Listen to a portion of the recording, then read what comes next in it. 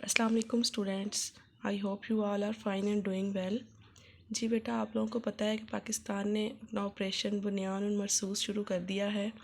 और इसका मतलब क्या है? सीसा पिलाई दीवार। और अब दुआ है कि अल्लाह पाक हमारे पाकिस्तान को, हमारे मुल्क को, हमारी आर्मी को इसमें कामयाब करे। तो हमारा आज का जो टॉपिक है उसमें SLO देखें, differentiate between finite, infinite, empty, singleton and universal set. तो आज हम पढ़ेंगे कि ये सारे जो सेट्स हैं इनमें क्या डिफरेंस है। सेट की डेफिनेशन मैंने कल आप लोगों को बता दी थी। और जो टॉपिक है वो है हमारा आज का एक्सरसाइज 5.1, क्वेश्चन नंबर 1 एंड 5। तो सबसे पहले डिफाइंस देखते हैं, उसके बाद हम एक्सरसाइज पर आएंगे। जी बेटा, पेज नंबर 73 पर देखें। सबसे पहले आपको टॉपिक नज़र आ रहा है यूनिवर्सल सेट। इसकी डिफाइन पढ़ते हैं। Universal set is the set of all elements of the sets which are under consideration in a particular context. The universal set is denoted by the capital letter U. In other words, we can say that all the sets which are under consideration are the subsets of the universal set. तो universal set basically क्या होता है? जो सबसे main set होता है जिसके अंदर बाकी सारे सेट्स एग्जिस्ट करते हैं, उसको हम बोलते हैं यूनिवर्सल सेट। और इसको हम हमेशा कैपिटल लेटर U से रिप्रेजेंट करते हैं। लेट सपोज अगर मैंने दो सेट्स लेने हैं, सेट ऑफ इवन नंबर्स का एक ले लिया और बी सेट लिया मैंने सेट ऑफ ऑड नंबर्स का, तो इसमें जो यूनिवर्सल सेट मेरा होगा उसको मैं कह सकती हूँ कि set of all natural numbers, जिसमें ए भी आ जाएगा और जिसमें बी भी आ जाएगा। उसके बाद था फाइनाइट सेट। फाइनाइट सेट वो होता है जिसमें जो एलिमेंट्स होते हैं वो काउंटेबल होते हैं। ठीक है, अगर मैं कहूँ सेट ऑफ इवन नंबर्स है तो वो काउंटेबल तो नहीं है ना, हम उसको बता नहीं सकते कि कहाँ तक ये जा रहा है सेट। ठीक है, तो ये इनफाइनाइट सेट होगा। फाइनाइट और इनफाइनाइट में ये डिफरेंस है। फाइनाइट जो है वो काउंटेबल होता है, इनफाइनाइट अनकाउंटेबल होता है। ठीक है, तो अगर मैं यहाँ पर लेती हूँ G set of students in class 7th A, तो वो फाइनाइट होगा क्योंकि हमें पता है 7th A में कितनी स्ट्रेंथ है। उसके बाद है एम्प्टी सेट। एम्प्टी सेट क्या होता है? जिसके अंदर कोई भी एलिमेंट नहीं होता, जो खाली सेट होता है उसको हम बोलते हैं एम्प्टी सेट।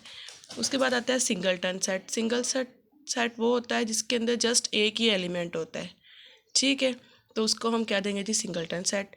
लेट सपोज यही 7th A से मैं ले लेती हूँ कि set of the students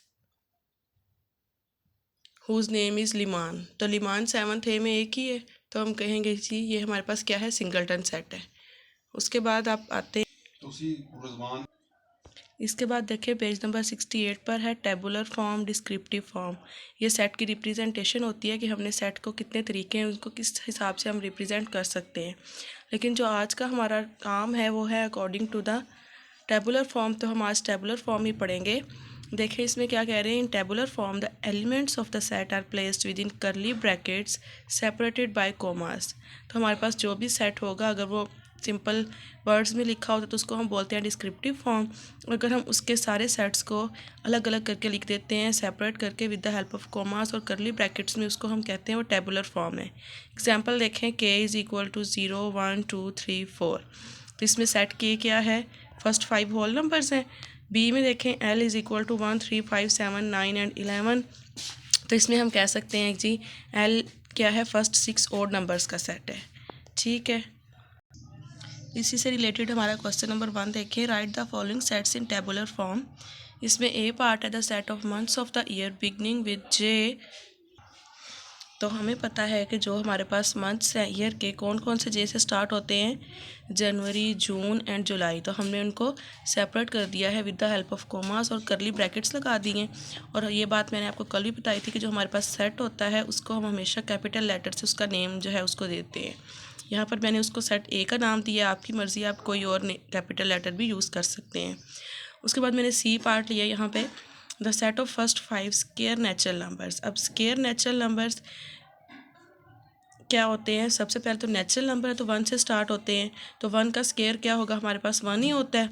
next देखिए 2 का स्केयर क्या होता है? 4, तो मैंने 4 लिख दिया। उसके बाद 3 का स्केयर 9, 4 का स्केयर 16 एंड 5 का स्केयर 25। तो जो बी सेट है ये हमारे पास आ जाएगा set of first 5 square natural numbers. Each part देखें, set of letters in the word mathematics. तो मैथमेटिक्स में हमारे पास हमने सारे के सारे लेटर्स लेने हैं, लेकिन ये लेटर्स जो हैं ये हमारे पास रिपीट नहीं होने चाहिए। ये मैंने डेफिनेशन में पढ़ाया था, आपको बताया था कि सेट में क्या होता है, डिस्टिंक्ट ऑब्जेक्ट्स होते हैं। डिस्टिंक्ट मतलब सारे के सारे डिफरेंट, कोई भी सेम नहीं होगा। तो इसमें देखिए हमने सी सेट लिया, MATHE, उसके बाद M दोबारा से आ रहा है, पहले हम ले चुके हैं उसको हम दोबारा से नहीं लिखेंगे। A भी पहले हम लिख चुके हैं उसको भी नहीं लिखेंगे। T भी हो गया है, फिर I, C और S, ये हमारे पास set of letters in the word mathematics हो जाएगा।